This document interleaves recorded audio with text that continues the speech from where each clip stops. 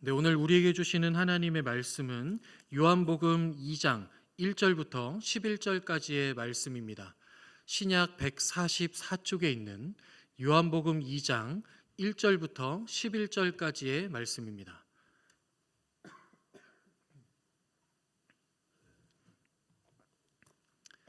네, 이 말씀을 저와 여러분이 한 절씩 교독하여 봉독하도록 하겠습니다.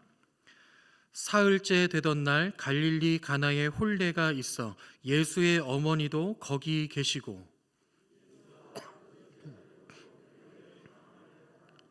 포도주가 떨어진지라 예수의 어머니가 예수에게 이르되 저들에게 포도주가 없다 하니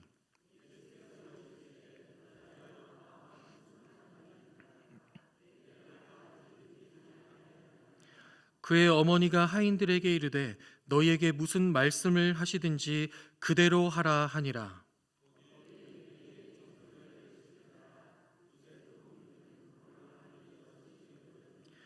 예수께서 그들에게 이르시되 항아리에 물을 채우라 하신즉 아귀까지 채우니 연회장에게 갖다 주라 하심에 갖다 주었더니 연회장은 물로 된 포도주를 맛보고도 어디서 났는지 알지 못하되 물 떠온 하인들은 알더라. 연회장이 신랑을 불러 말하되 사람마다 먼저 좋은 포도주를 내고 취한 후에 낮은 것을 내거늘 그대는 지금까지 좋은 포도주를 두었도다 하니라. 함께 봉독합니다. 예수께서 이 첫 표적을 갈릴리 가나에서 행하여 그의 영광을 나타내심에 제자들이 그를 믿으니라. 아멘. 이 말씀 가운데 하나님의 은혜가 우리 모두에게 있기를 바랍니다. 네, 여러분 게임 체인저라는 말을 혹시 들어보신 적이 있으실까요? 게임 체인저, 게임이라는 단어와 체인저라는 말의 합성어입니다. 직역하면 게임을 바꾸다 뭐 이런 뜻이 될 텐데요. 판을 뒤집다, 판을 뒤바꾸다, 판을 바꾸다 뭐 이런 의미를 가진 단어입니다. 쉽게 설명해 드리기 위해서 스포츠 기사에 실린 내용을 한번 인용해 보겠습니다. 풋볼리스트 김희준 기자라는 분이 쓴 기사의 일부인데요. 제가 읽어 드릴게요. 게임 체인저는 최근 감독들 사이에서 화두에 오르는 단어다. 득점을 통해 경기를 바꿀 수 있는 선수, 교체 투입을 통해 경기의 흐름을 바꿀 수 있는 선수를 뜻하는데 게임 체인저는 강팀의 필수 조건이 되고 있다. 질 경기를 비기게 만들고 비길 경기를 이기게 만들어주는 원동력이 되기 때문이다. 네, 이런 기사입니다. 좀 쉽게 좀 이해가 되셨을까요? 스포츠 경기 같은 것을 봤을 때 지고 있는 경기, 지고 있는 상황에서 그때 교체 투입돼서 들어가서 엄청난 활약을 펼치면서 지고 있던 그런 패배의 판도를 승리의 판도로 바꿔서 역전승을 하게 만드는 이런 사람들 게임 체인저라고 부릅니다. 야구나 뭐 이런 데서도 많이 볼 수 있죠. 교체 대타로 나와서 말로 홈런을 친다던가 이렇게 해서 경기를 뒤집는 경우 게임 체인저다라고 우리는 부르게 됩니다. 근데 이게 스포츠 용어에만 쓰이는 것은 아니에요. 애플의 창업자 스티브 잡스나 페이스북 창업자 마크 저커버그, 구글의 창업자 레리 페이지 뭐 이런 혁신적인 사고로 이 새로운 분야를 개척하거나 전 세계의 지각 변동을 일으킨 이 세상의 흐름의 판도를 완전히 바꿔놓는 그런 사람들, 그것을 주도했던 사람들, 게임 체인저라고 부를 수 있고요. 또 사람만이 아니고 물건이나 시스템도 될 수 있습니다. 대표적인 게 스마트폰이겠는데요. 우리가 상당히 많은 부분에서 이제는 스마트폰, 핸드폰이 없이는 살 수 없는 이런 시대가 되었어요. 여러분들도 핸드폰 많이 보지 않으십니까? 핸드폰을 통해서 결제도 하고 뭐 구매도 하고 뭐 연락도 하고 많은 것들을 핸드폰을 통해 하게 되었죠. 우리의 생활의 흐름을 바꿔놓은 판도를 바꾼 그런 스마트폰입니다. 또 요즘 들어서는 챗 GPT 같은 AI들도 많이 나오고 있죠. 그래서 우리의 삶의 많은 부분들이 바뀌고 있어요. 손을 대지 않고도 끄고 켤 수 있고 작동시킬 수 있고 뭐 이렇게 우리가 몰랐던 것들을 알 수 있고 뭐 이런 걸 만들어주고 많은 것들을 이제 AI를 통해서 하고 있는 이 흐름이 많이 바뀌게 된 이 지금인데요. 이것처럼 게임 체인저라는 용어는 어떤 일에서 판도를 완전히 뒤바꿔 놓은 그런 중대한 사건이나 중요한 제품이나 중요한 인물을 일컫는 말입니다. 오늘 우리가 읽은 본문에서도 우리는 흐름을 완전히 판도를 완전히 바꿔놓은 그런 분을 게임 체인저를 만나게 되는데요. 오늘 본문은 대부분 분들이 잘 알고 있는 아주 유명한 본문입니다. 가나 혼인잔치 본문이죠. 예수님과 제자들 그리고 어머니 마리아가 어떤 사람의 혼인잔치에 초대를 받아서 그 잔치에 참여하게 되었습니다. 그런데 그 혼인잔치에 문제가 생긴 거예요. 3절입니다. 포도주가 떨어진지라. 포도주가 떨어지는 문제가 발생을 했습니다. 이렇게만 들으면 뭐 이게 그렇게 큰 문제인가 싶을 수 있죠. 우리가 뷔페나 잔치집을 가서 여러 가지 음식이 많이 놓여 있는데 어떤 특정한 음식을 사람들이 맛있어서 많이 먹어서 이게 먼저 떨어졌네, 이제 못 먹겠네, 이 정도의 문제는 아니었습니다. 그 당시 시대 때 이스라엘 사람들에게 있어서 포도주는 상당히 중요한 것이었어요. 뒤에서 또 설명을 드리게 될 텐데 아주 중요한 것이기 때문에 사람들을 초대한 그 잔치에 포도주가 떨어졌다. 이것은 그 잔치가 완전히 망할 수 있는 아주 심각한 위기의 상황이 된 것입니다. 이 상황에서 등장한 게임 체인저는 바로 예수님이셨죠. 예수님께서 이 심각한 위기의 판도를 완전히 바꾸어 놓으셨습니다. 오늘 본문 7절과 8절 보겠습니다. 예수께서 그들에게 이르시되 항아리에 물을 채우라 하신즉 아귀까지 채우니 이제는 떠서 연회장에게 갖다 주라 하시매 갖다 주었더니, 예수님께서 돌 항아리 6개에 물을 가득 채우고 아귀까지 채웠다라는 것은 그 입구까지 다 채웠다라는 뜻이니까요. 가득 채워서 갖다 주어라 라고 말씀하신 겁니다. 그리고 우리가 다 아는 것처럼 거기에 담긴 물은 포도주가 되었고 그 물이 변하여 된 포도주의 그 이적과 기적을 행하여 주신 예수님이 오늘 본문에 나오고 있습니다. 그래서 이 본문에서 예수님이 바꾸신 판도가 무엇인가 좀 두 가지를 살펴보고 싶은데요. 예수님이 바꾸신 판도 첫 번째는 상황의 판도를 바꾸셨습니다. 지금 혼인잔치에 포도주가 떨어진 상황, 앞서 말씀드린 것처럼 아주 심각한 상황입니다. 이 모든 잔치가 한순간에 망할 수 있는 아주 심각한 잔치이죠. 왜냐하면 포도주는 이 이스라엘 사람들에게 귀한 존재였기 때문에 그렇습니다. 고대 근동 지방의 날씨 하면 우리가 다 아는 것처럼 아주 무덥고 습한 날씨이죠. 아주 목이 턱턱 막히는 그런 더위의 날씨입니다. 그러니 당연히 사람들이 물을 많이 찾겠죠. 하지만 이 지역에, 이 지방의 물에는 석회질이 많이 포함되어 있어서 물이 귀했어요. 그러니 물을 마음껏 벌컥벌컥 마시기가 어려웠던 겁니다. 그래서 대신 대용으로 찾은 것이 포도주였어요. 왜냐하면 그 당시에 이 지역에 포도가 많이 재배되고 있었기 때문에 포도가 아주 흔하게 구할 수 있었던 그런 것들입니다. 그래서 그것으로 포도주를 만들어서 물 대신으로 먹었던 겁니다.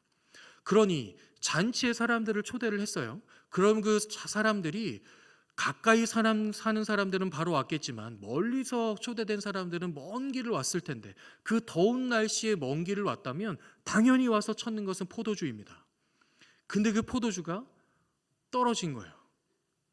그리고 이 당시의 혼인잔치는 일주일 동안 계속 진행이 되었습니다. 그리고 일주일 동안 사람들이 계속해서 포도주를 마시는 거예요. 이 포도주의 소비량이 얼마나 많았을까요?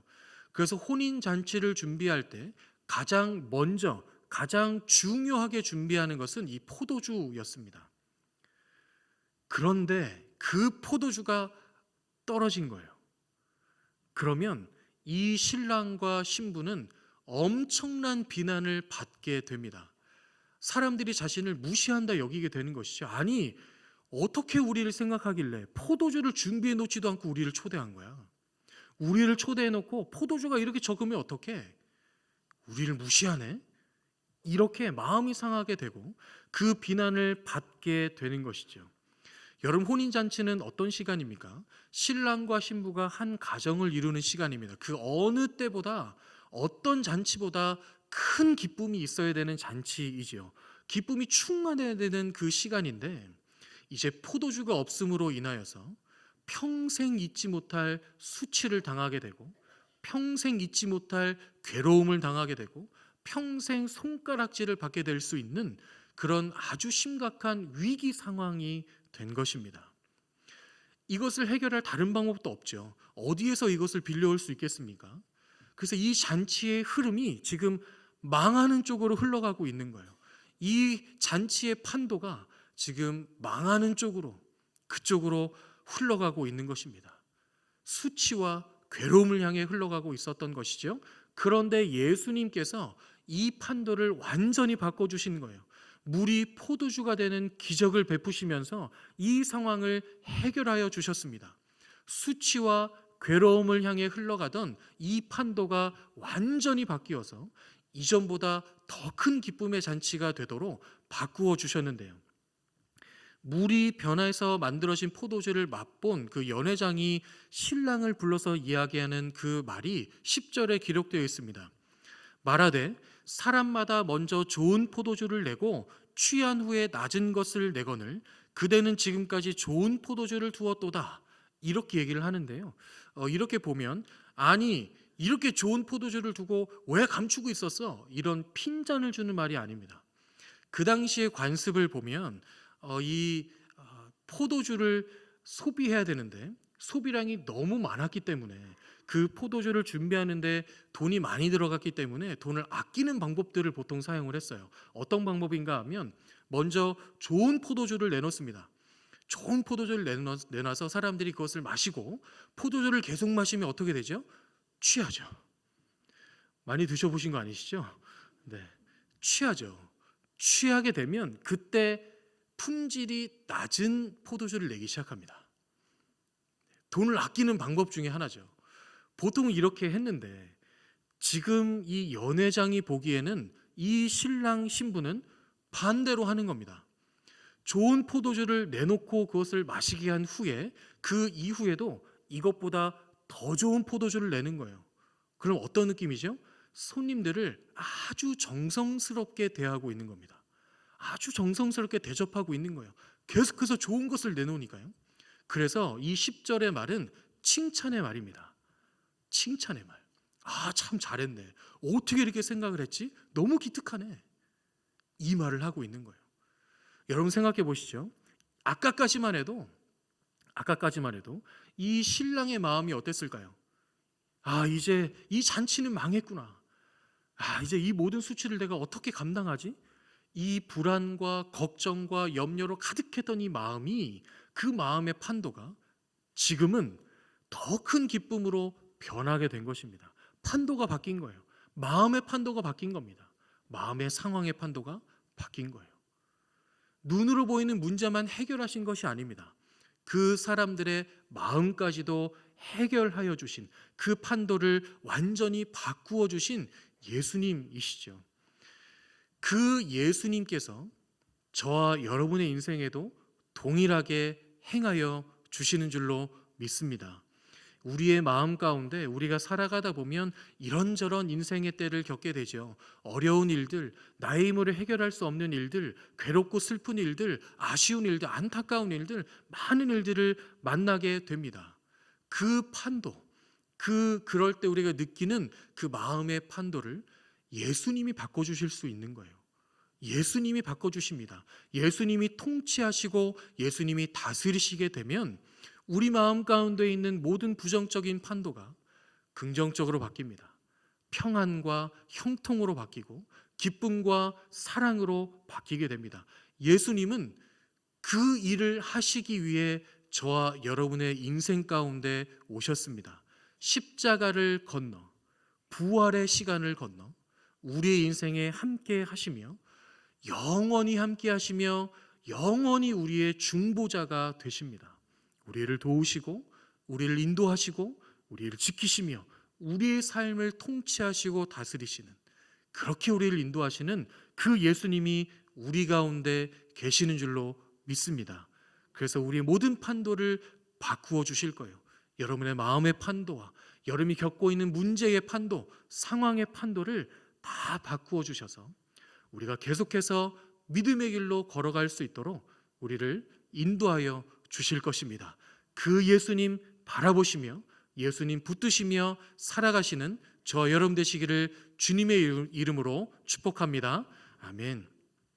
오늘 본문에서 찾을 수 있는 예수님께서 바꿔주신 판도 두 번째는요, 예수님은 존재의 판도를 바꾸십니다. 특별히 제자들의 존재를 바꾸시는데요, 11절 함께 보겠습니다. 예수께서 이 첫 표적을 갈릴리 가나에서 행하여 그의 영광을 나타내심에 제자들이 그를 믿으니라 라고 되어 있습니다. 그대로 해석을 한다면 이 표적을 행하신 예수님을 보고 제자들이 예수님을 믿게 되었다라는 해석이 되겠습니다. 근데 여러분 조금 이상하지 않으세요? 제자들이잖아요. 이미 이 제자들은 자신의 생업과 삶을 다 내려놓고 예수님을 따르고 있는 제자들입니다. 근데 그 제자들이 이제 예수님을 믿는다. 그럼 이해가 되실까요? 성경이 무엇을 말하고 있는 거냐면 지금 제자들이 예수님을 따르기로 결정은 했고 예수님을 따르고는 있었지만 머리로만 인정하고 있었다는 것을 말하고 있는 겁니다. 예수님이 메시아인가 봐. 예수님이 메시아라고 하던데 예수님이 메시아일 것 같아. 이 정도의 믿음을 가지고 있었다는 것이죠. 그런데 그렇게 있다가 지금 예수님이 기적을 베푸시는 이 현장, 이것을 경험하고 나니 예수님이 메시아 맞군요. 예수님이 이제까지 성경에서 계속해서 예언해놓은 그 선지자, 메시아, 우리를 구원하실 분이 맞군요 라는 진정한 믿음을 갖게 된 것을 말하고 있는 것입니다. 진정한 하나님의 아들임을 진정으로 믿게 된 것이죠. 여러분이 두 사이에는 엄청난 차이가 있습니다. 들어서 아는 것, 들어서 머리로만 믿고 있는 것, 머리로만 알고 있는 것과 경험을 하여서 그 사람을 다 아는 것은 완전히 다르죠. 예를 들어볼까요? 제가 좋아하는 배우 중에 조승우 배우가 있습니다. 아주 연기를 잘하는 배우인데요. 저는 그 조승우 그 배우에 대해서 많은 것을 알고 있어요. 혈액형도 알고 생년월일도 알고 사는 지역은 모르겠어요. 죄송해요. 그리고 출연한 작품들도 알고 뭘 좋아하는지도 알고 있습니다. 그러면 제가 이 조승우 배우를 정말 아는 겁니까? 저는 한 번도 만난 적도 없고 이야기를 나눠본 적도 없어요.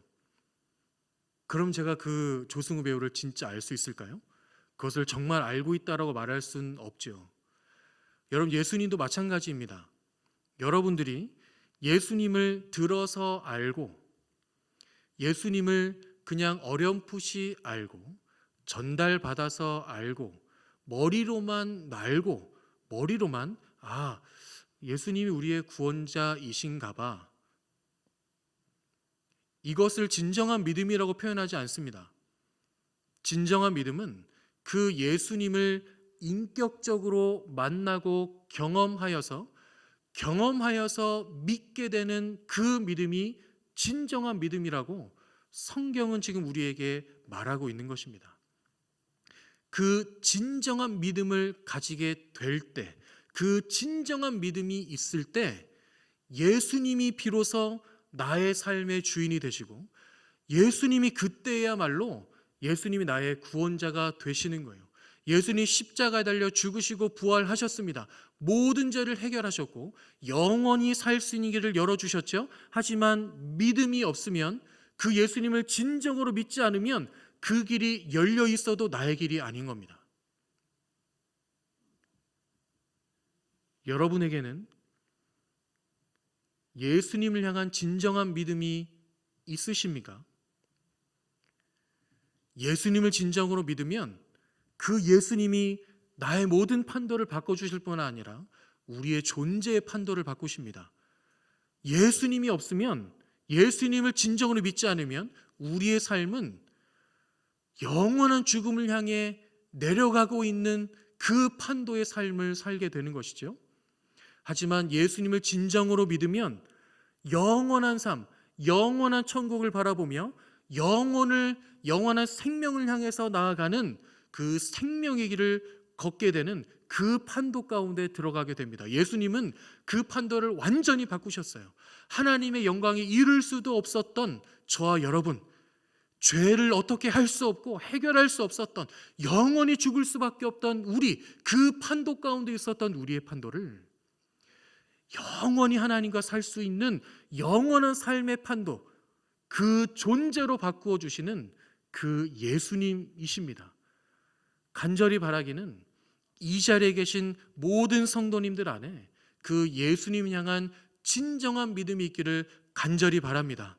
그 믿음으로 예수님과 함께 살고, 예수님을 모시고 살고, 예수님과 동행해서 살아서 정말 그 영원한 천국을 이 땅에서도 누리고 살아가는 그런 삶 살 수 있기를 주님의 이름으로 축복합니다. 아멘. 네, 이 일을 예수님께서 우리에게 행하여 주시는데요, 그 우리의 모든 판도를 바꾸시는 게임 체인저가 되시는 예수님이 그 은혜를 입은, 그 판도를 바꿔주신 은혜를 입은 저와 여러분에게 요구하시는 것이 있습니다. 요구하시는 것이 있어요. 그 은혜를 입고 살아가는 우리가 예수님처럼 살기를 원하십니다. 예수님을 본받아서 예수님처럼 이 세상의 게임 체인저로 살아가기를 원하십니다. 오늘 보면 9절의 말씀 볼까요? 연회장은 물로 된 포도주를 맛보고도 어디서 났는지 알지 못하되 물떠온 하인들은 알더라. 물떠온 하인들은 알더라. 이 포도주를 맛보고 있지만 아니, 이 좋은 포도주가 어디서 났대? 이것을 전혀 알 수 없는 이 연회장인데요, 하인들은 알았습니다. 왜 알았죠? 예수님께서 이 그 항아리에 물을 채워라 했을 때 물을 채운 사람들 하인들입니다. 이 채운 물을 연회장에게 갖다 주어라 라고 했을 때 그 물을 전달한 사람 하인들입니다. 전달을 했는데 분명히 물을 넣었는데 그 물을 맛보는 연회장을 통해서 이게 포도주가 되었네를 경험하게 되는 것이죠. 예수님께서 지금 이 표적과 기사를, 이적을 행하시는 이 상황에서 도구로 사용하신 사람들은 하인들입니다. 하나님께서, 이 예수님께서 저와 여러분도 세상 가운데 이런 삶을 살기를 원하십니다. 예수님을 나타내는 도구로, 예수님을 드러내는 도구로 우리를 사용하기 원하십니다. 예수님께서 이렇게 말씀하셨죠. 너희는 세상의 빛이고 소금이다. 빛과 소금이야말로 엄청난 게임 체인저 아닙니까? 소금은 그 맛의 판도를 완전히 바꾸어서 짠맛으로 만들어내는 게임 체인저고요, 빛은 어둠을 완전히 밝히는 그런 게임 체인저입니다. 너희는 세상의 빛이다. 너희는 세상의 소금이다. 너희들도 세상 가운데 그 판도를 바꾸는 사람으로 살기를 원하시는 것입니다. 세상 가운데 만연해 있는 그 미움과 다툼의 판도를 사랑의 판도로 바꾸고, 여전히 영원한 죽음을 향해서 가고 있는 그 죽음의 판도를 영원한 생명의 판도로 옮길 수 있도록 돕고 인도하는 그 역할을 우리를 통해서 하기를 원하신다는 것이죠.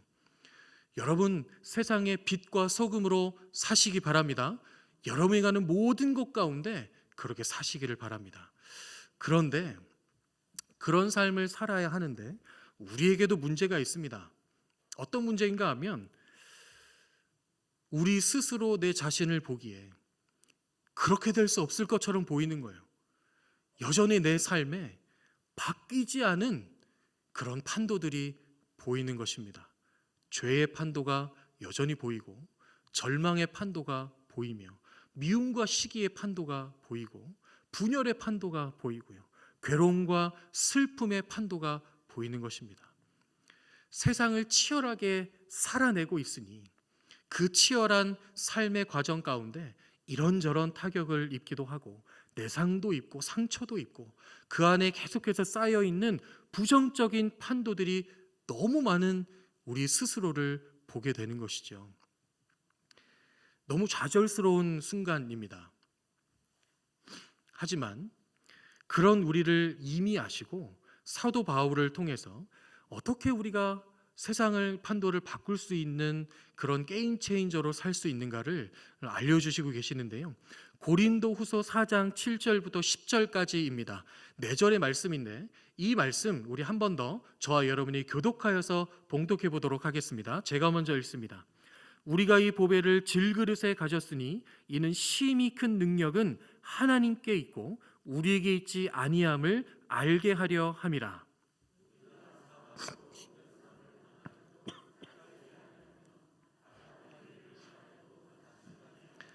박해를 받아도 버림받지 아니하며 거꾸로 뜨림을 당하여도 망하지 아니하고 우리가 항상 예수의 죽음을 몸에 짊어짐은 예수의 생명이 또한 우리 몸에 나타나게 하려 함이라. 아멘.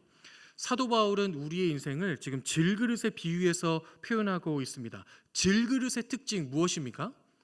던지면 깨진다입니다. 던지면 깨진다. 떨어지면 깨진다. 충격을 조금만 가해도 깨지고 금이 간다. 약하다는 것이죠. 우리의 인생 같지 않으십니까? 우리의 인생이 얼마나 연약하고 약합니까? 세상을 살아가면서 얼마나 많은 상처를 받고 얼마나 많은 그런 무너짐을 당하고 얼마나 많은 금이 가는 우리의 인생입니까? 약한 질그릇 같은 우리의 인생입니다. 그런데 그럴 때 중요한 것은 사도 바울이 말하고 있는 것은 그 안에 무엇이 담겨 있는가입니다. 무엇이 담겨 있는가?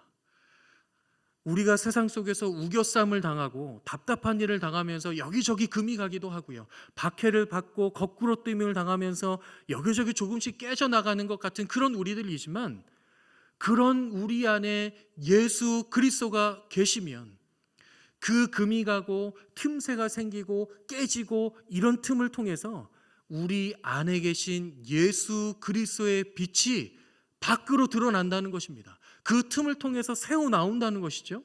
그래서 우리가 그 연약함 가운데 있어도 예수 그리스도가 우리 안에 계시면 그 예수님을 통해서 우리의 예수님의 빛이 우리를 통해 비춰지게 된다는 것입니다. 그러니 여러분, 예수님을 진정으로 믿고 예수님을 소유하고 예수님을 우리 삶에 모시고 사시기 바랍니다. 그렇게 살아가면 우리는 연약해도, 우리는 깨져도, 우리는 상해도 우리를 통해서 그 예수님의 빛이 우리가 하는 모든 것 가운데 비춰지게 될 것입니다. 그렇게 되면 우리가 있는 모든 곳이 예수님의 통치가 이루어지는, 예수님의 빛이 비추어지는, 예수님의 판도를 바꾸어 주시는 하나님 나라가 완성이 되어 가는 것이죠. 설교를 마무리하겠습니다. 우리의 모든 판도를 바꾸신 예수 그리스도, 그 예수 그리스도를 항상 바라보며 살 수 있기를 축복합니다.